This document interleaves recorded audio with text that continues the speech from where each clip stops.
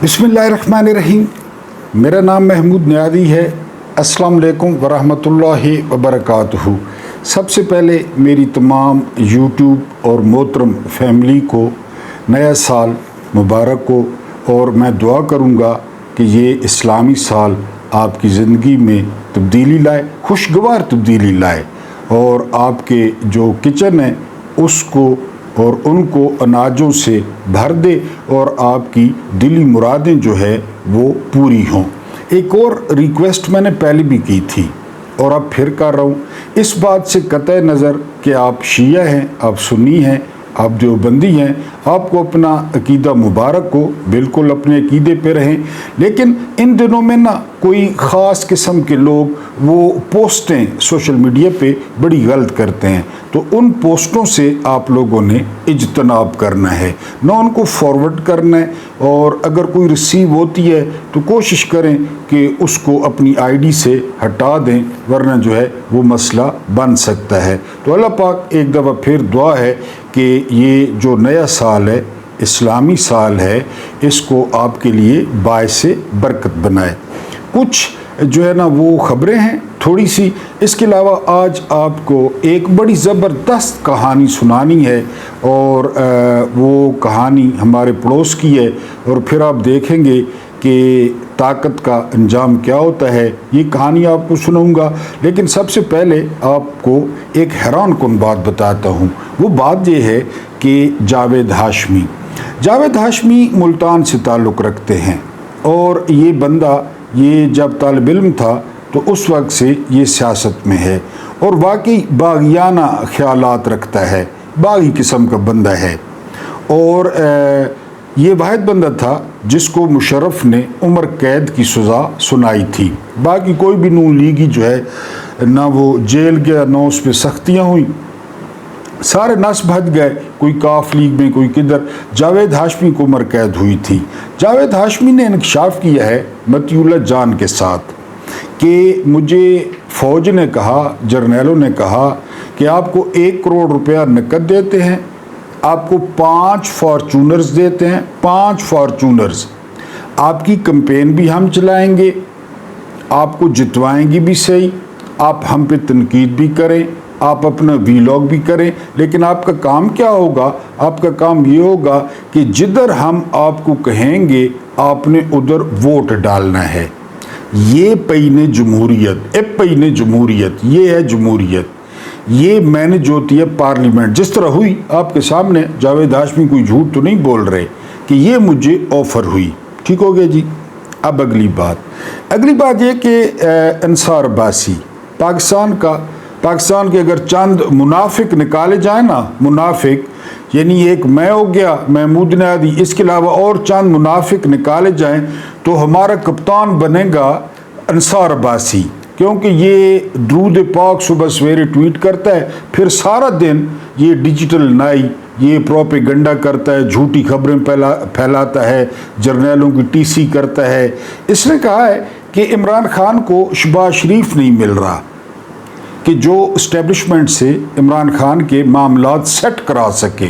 तो अंसार अब्बासी की खिदमत में अर्ज़ है कि PTI आधी शहबाज शरीफों पे मुश्तमिल है, बड़े शहबाज शरीफ हैं इमरान की पार्टी में। फ़िक्र यूँ दुरुस्त होता है कि शहबाज शरीफ बहुत हैं, इमरान खान नवाज शरीफ नहीं बनता। असल में ये फ़िक्र है, शहबाज शरीफ तो बहुत हैं। शहबाज शरीफ यानी हर जो बेगैरत आदमी है, हर जो नंगा आदमी है, हर जो चापलूस है, हर जो जर्नैल से डरता है, हर कोई जो है ना वो टटपूंजिया है, वो शहबाज शरीफ है, चाहे जिस पार्टी में भी हो। तो PTI में बहुत ज़्यादा है इस वक्त।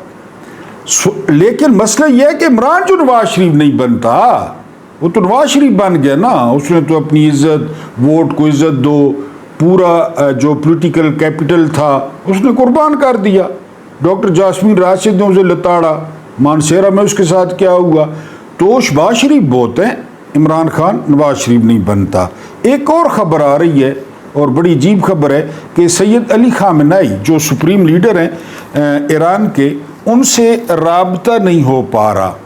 یعنی کافی دن ہو گئے ہیں، اور بہت سارے تجزیہ نگاروں نے اس کا ذکر کیا ہے کہ سید علی خامنہئی سے رابطہ نہیں ہو پا رہا۔ اب یہ کوئی اسٹریٹجی ہے یا واقعی نہیں رابطہ ہو پا رہا؟ ہماری تو دعا یہ ہے کہ اللہ پاک سید علی خامنہئی کو اپنے حفظ و امان میں رکھے۔ انہوں نے بڑی خوبصورت جنگ لڑی ہے، بڑی اچھی طرح قیادت کی ہے ایرانی عوام کی۔ بہرحال یہ خبر ہے مارکیٹ میں۔ اگر ہم ویلو کی بات کریں نا، تو آج حامد خان نے بڑی خوبصورت بات کی ہے سپریم کورٹ میں۔ حامد خان نے کہا کہ جب تک سیاستدان جرنیلوں کی ٹی سی کرتے رہیں گے، اور جب تک جو ہے سیاستدان وہ جرنیلوں کے غلام رہیں گے، ان کے ٹٹ پونجی رہیں گے، ان سے فارم 47 لیتے رہیں گے، تو ججوں کا بھی یہی حال ہوگا۔ بات واقعی درست ہے۔ میں کوئی حامد خان کا اتنا جو ہے نا وہ نہیں ہوں، یعنی فین نہیں ہوں۔ حامد خان عجیب سا بندہ ہے، سست اور عجیب سا، لیکن یہ بات حامد خان نے بالکل ٹھیک کی ہے۔ یعنی آپ دیکھیں نا، اگر P T I, Noon League, Peoples Party جو دوسری جماعتیں یہ صرف ایک نقطے پر اکٹھی ہو جائیں، ایک نقطے پر، وہ یہ کہ پہلے جرنیلوں کو تو دھکے لینا دفتروں میں، بیرکوں میں، کہ تسن تو اپنا کام کرو، آپ تو جائیں اپنا کام کریں جی ایچ کے او میں، صبح گھر سے آئیں جی ایچ کے او کام کریں، اور پھر جی ایچ کے او تو گھر بنو۔ انہیں اسلام آباد منہ نہ رکھا ہے، انہیں جی معیشت ایس آئی ایف سی تو یہ تو ایک کام نہ کرائے۔ اس پہ متفق ہو جائیں نا، پھر معاملات یہ ٹھیک کر لیں گے۔ پھر لڑتے رہیں، الیکشن ہو یہ وہ، پہلے ان کو نکالیں، پہلے ان کو نکالیں۔ وہ میں نے آپ کو اکثر مثال دی ہے کہ ایک کتا جو ہے نا وہ کنویں میں گر گیا۔ کسی بندے نے کہا کہ اگر 10 ڈول آپ کنویں سے نکالیں نا تو پانی پاک ہو جائے گا۔ انہوں نے 10 ڈول نکال دیے، پھر بدبو آئے۔ ایک اور بندہ آیا، اس نے کہا نہیں 20 ڈول نکالیں، انہوں نے 20 ڈول نکال دیے، پھر بدبو آئے۔ ایک تیسرا بندہ آیا، اس نے کہا 50 ڈول نکالیں، کنواں پاک ہو جائے گا، انہوں نے 50 ڈول نکال دیے۔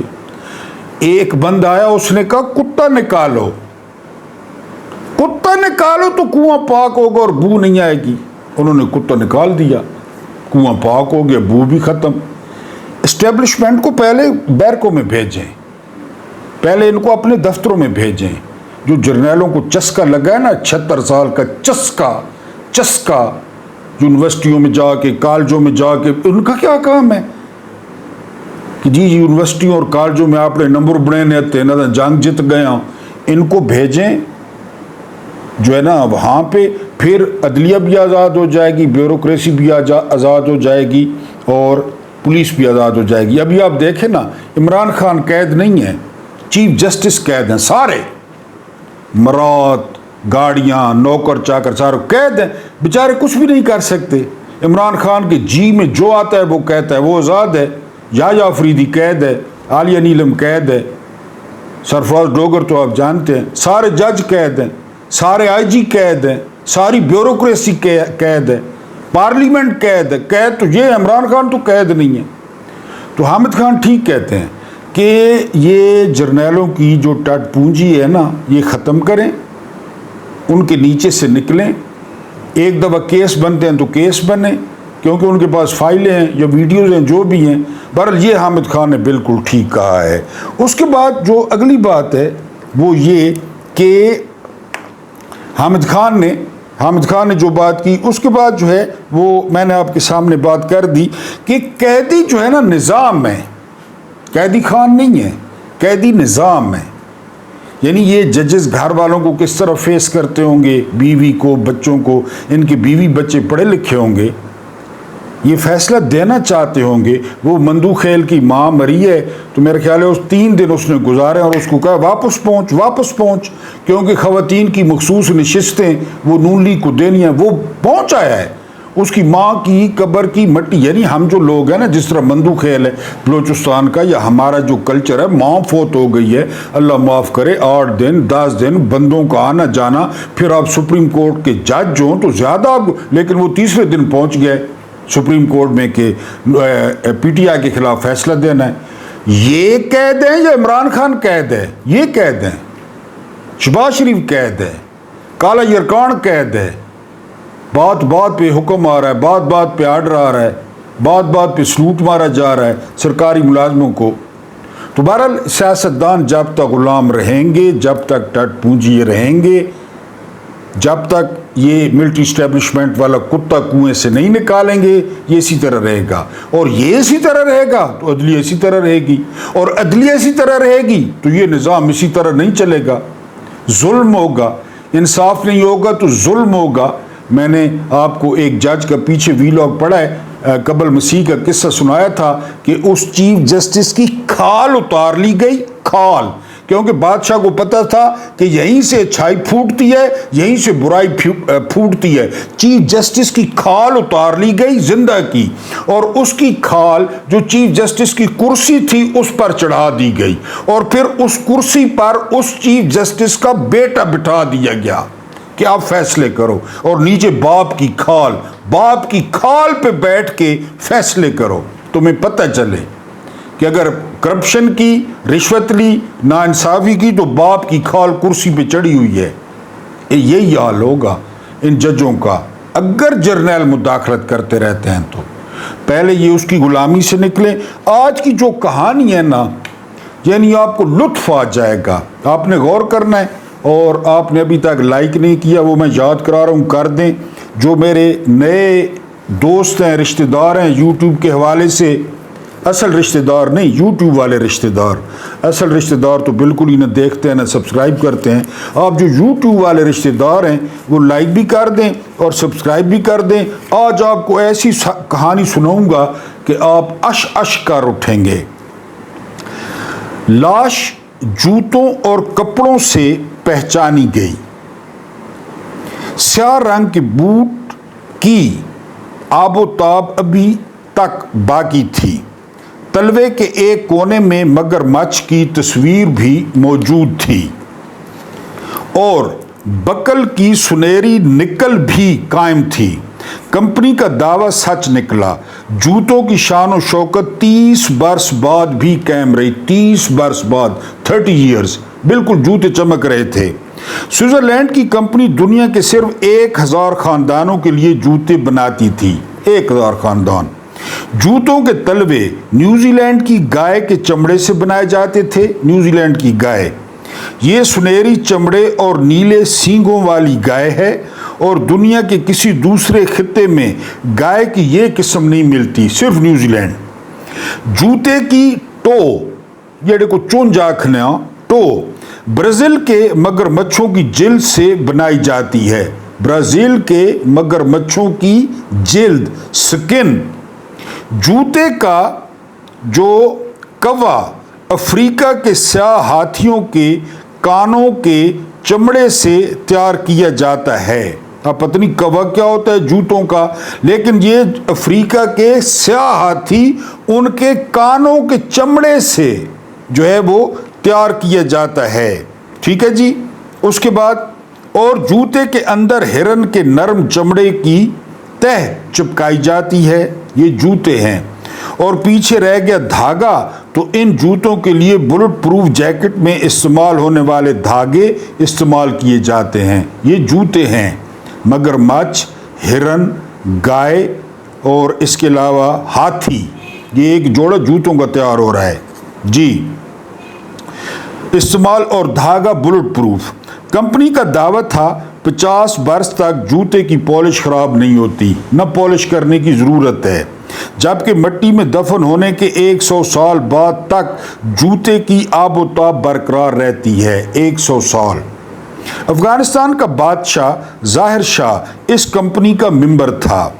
ज़ाहिर शाह जला वतन हुआ तो सरदार दाऊद ने इस कंपनी की मेंबरशिप ले ली, और इसके बाद उसने हमेशा इस कंपनी का जूता इस्तेमाल किया, यहाँ तक कि जब 1978 को इसे ख़ानदान के साथ कत्ल कर दिया गया, और कत्ल के बाद इसकी लाश जीप के साथ बांधकर पूरे काबुल शहर में घसीटी गई, तो उस वक्त भी उसने यही जूता पहन रखा था।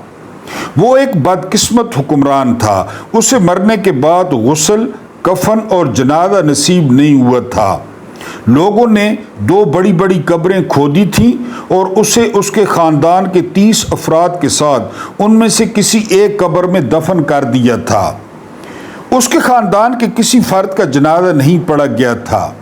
وہ 30 برس تک اس قبر میں پڑا رہا، لیکن 26 جون 2008 کو ایک اتفاقی کھدائی کے دوران یہ دونوں قبریں دریافت ہوئیں 2006 کو، اور یوں جوتوں کے باعث اس کی لاش شناخت کر لی گئی۔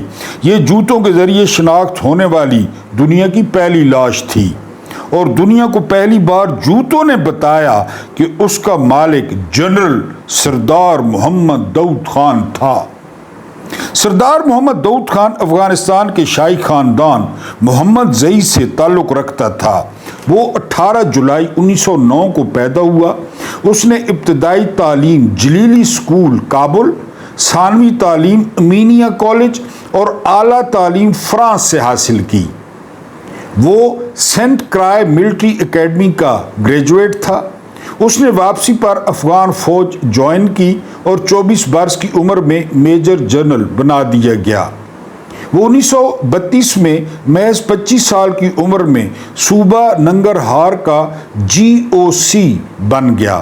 1935 میں وہ قندھار کا GOC بنا اور اسی سال اسے لیفٹیننٹ جنرل کے عہدے پر ترقی دے دی گئی۔ وہ پوری دنیا کا کم عمر ترین لیفٹیننٹ جنرل تھا۔ ٹھیک ہو گیا۔ 1946 میں اسے یونیفارم کے ساتھ وزیر دفاع بھی بنا دیا گیا۔ یہ ایوب خان کو بھی بنایا گیا تھا۔ وہ پیرس، بون اور برسلز کے لیے سفیر بھی بنایا گیا، اور اسی دوران افغانستان کے بادشاہ محمد ظاہر شاہ نے اسے اپنی بہن شہزادی زینب کا رشتہ بھی دے دیا۔ وہ 1952 میں شاہ کے ذاتی ایلچی کی حیثیت سے سوویت یونین کے صدر جوزف اسٹالن کی تدفین کے لیے ماسکو گیا، اور یہاں سے اس کی زندگی کا دوسرا دور شروع ہوا۔ وہ روسی حکمرانوں اور KGB خفیہ ایجنسی تھی سوویت یونین کی بہت بڑی، KGB کا منظور نظر بنا اور اس نے اس کی پشت پناہی کا آغاز کر دیا۔ ستمبر 1953 کو شاہ نے اسے افغانستان کا وزیر اعظم بنا دیا۔ وہ دنیا کا یونیفارم میں پہلا وزیر اعظم تھا۔ گل مک گئی۔ وہ وزیر اعظم بھی تھا، وزیر دفاع بھی اور آرمی چیف بھی۔ اس نے وزیر اعظم کا حلف اٹھاتے ہی اپنے بھائی سردار محمد عظیم کو افغانستان کا وزیر خارجہ بنا دیا اور آہستہ آہستہ پورے ملک کے اختیارات اپنے قبضے میں لے لیے۔ وہ سوویت یونین کا فکری حلیف تھا، چنانچہ اس نے روس کے کہنے پر پاکستان میں پشتونستان کی تحریک شروع کرا دی۔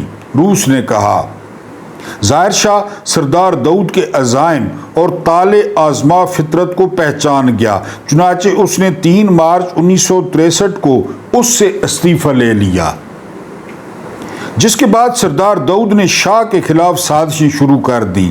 شاہ کو اطلاع ملی تو اس نے 1 اکتوبر 1964 کو افغانستان کا آئین بدل دیا، جس کی روح سے اب افغانستان کے شاہی خاندان کا کوئی رکن سیاست میں حصہ نہیں لے سکتا تھا۔ شاہ نے سردار داؤد کا راستہ روکنے کا بندوبست تو کر دیا، لیکن وہ یہ بھول گیا دنیا کا مضبوط سے مضبوط ترین آئین بھی فوج کا راستہ نہیں روک سکتا۔ یہ ہم سے بہتر کون جانتا ہے۔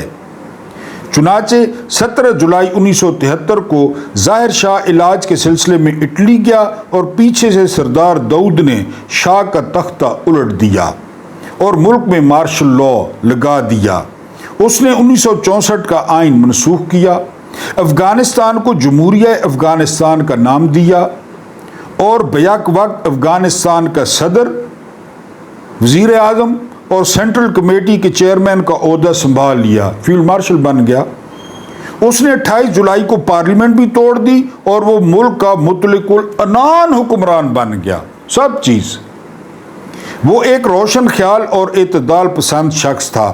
اس نے اقتدار سنبھالتے ہی ملک میں پردے اور داڑھی پر پابندی لگا دی۔ اس نے زنانہ کالجوں اور یونیورسٹیوں میں سکرٹ لازمی قرار دی، مسجدوں پر تالے لگوا دیے اور ملک کے 8 بڑے شہروں میں شراب خانے اور ڈسکو کلب بنوائے۔ سردار داؤد کے دور میں کابل دنیا بھر کے سیاحوں کے لیے عیاشی کا اڈا بن گیا۔ اس دور میں یورپ کابل سے شروع ہوتا تھا، کابل سے۔ کابل کے بعد تہران عیاشی کا دوسرا اڈا تھا، استنبول تیسرا، اور اس کے بعد پورا مشرقی یورپ عیاشیوں پر کھل جاتا تھا۔ دنیا میں 3 سب سے بڑے چکلے تھے، number 1 Kabul, number 2 Tehran, number 3 Istanbul, اور اس کے بعد یورپ۔ سردار داؤد نے پورے ملک میں سینکڑوں کی تعداد میں قید خانے بھی بنا رکھے تھے۔ خفیہ اداروں کے اہلکار اس کے مخالفین کو دن دہاڑے اٹھا لے جاتے تھے، اور اس کے بعد کسی کو ان کا نام اور پتہ تک معلوم نہیں ہوتا تھا۔ پاکستان میں دیکھ رہے ہیں، جو بھی کہانی ہوتی ہے نا اس کی ڈاٹ کنیکٹنگ کیا کریں، ویسے نہیں آپ کے سامنے پیش کرتا۔ سردار داؤد کے زمانے میں 30,000 کے قریب لوگ مسنگ پیپل کہلائے، مسنگ پرسنز 30,000، اور ان لوگوں کے لواحقین کو بعد ازاں ان کی قبروں کا نشان تک نہ ملا۔ جنوری 1974 کو اس کے خلاف ایک چھوٹی سی بغاوت ہوئی، لیکن اس نے تمام باغیوں کے سر قلم کرا دیے۔ 26 نومبر، ایک طرف اس کے مظالم جاری تھے اور دوسری طرف وہ عالمی میڈیا کو ایک جمہوریت پسند اور روشن خیال لیڈر کا چہرہ پیش کر رہا تھا۔ اس نے روس کے ساتھ ساتھ مغرب کے ساتھ بھی تعلقات استوار کر لیے۔ 27 فروری 1977 کو اس نے ملک کو نیا آئین دیا، ملک میں صدارتی طرز حکومت اور یک جماعتی نظام قائم کر دیا، ایک جماعت۔ اور یہ وہ وقت تھا جب اس کا اعتماد آسمان کو چھونے لگا۔ اس نے مارچ 1977 کو نئی کابینہ بنائی اور اس کابینہ کے سارے عہدے اپنے خاندان اور دوستوں میں تقسیم کر دیے۔ چاچا بھتیجی، وڈا جرکان کالا جرکان تے نکا جرکان تے خاتون اول جی کر دیے۔ اس وقت تک ملک میں اس کے خلاف لاوا پک چکا تھا، چنانچہ ملک کی 2 بڑی سیاسی جماعتیں، خلق اور پرچم پارٹی، اس کی مخالف ہو گئیں۔ ملک میں ہنگامے، سیاسی قتل و غارت گری اور مظاہرے شروع ہو گئے۔ وہ ظالم انسان تھا، لہذا اس نے اپنی عادت کے مطابق مخالفین کو قتل کرانا شروع کر دیا۔ اس نے 17 اپریل 1978 کو اپنے سب سے بڑے مخالف کمیونسٹ لیڈر میر اکبر خان کو قتل کرا دیا، اور یہ وہ قتل تھا جس نے سردار داؤد خان کے خلاف نفرت کو ایک نقطے پر جمع کر دیا۔ اور میر اکبر کے قتل کے محض 10 دن بعد 27 اپریل کو سردار داؤد کے خلاف فوجی بغاوت ہوئی، اور فوج نے اسے، اس کے بھائیوں، بیویوں، بیٹیوں، پوتوں اور پوتیوں کو گولیوں سے اڑا دیا۔ اس بغاوت میں اس سمیت اس کے خاندان کے 30 افراد ہلاک ہو گئے۔ داؤد کی لاش کو جیپ کے ساتھ باندھا گیا اور کابل شہر میں گھسیٹا گیا۔ داؤد کی لاش جس جگہ سے گزرتی تھی لوگ اس پر تھوکتے تھے اور ٹھڈے مارتے تھے۔ شام کو جب لاش کا سفر مکمل ہوا تو اسے جنازے، غسل اور کفن کے بغیر خاندان کی دوسری لاشوں کے ساتھ اجتماعی قبر میں دفن کر دیا گیا۔ یوں سردار محمد داؤد خان کی لاش 30 برس تک ایک گمنام قبر میں پڑی رہی، لیکن پھر 26 جون 2008 کو کھدائی کے دوران کابل شہر میں 2 اجتماعی قبریں دریافت ہوئیں۔ دونوں قبروں میں 16 لاشیں تھیں۔ ان لاشوں میں سے ایک لاش کے پاؤں پر مگرمچھ کی کھال کا جوتا تھا۔ جو ہی جوتے پر پڑی خاک جھاڑی گئی اس کی پالش چمکنے لگی، اور یوں اس جوتے نے یہ راز فاش کر دیا اور سردار داؤد کی لاش سامنے آ گئی۔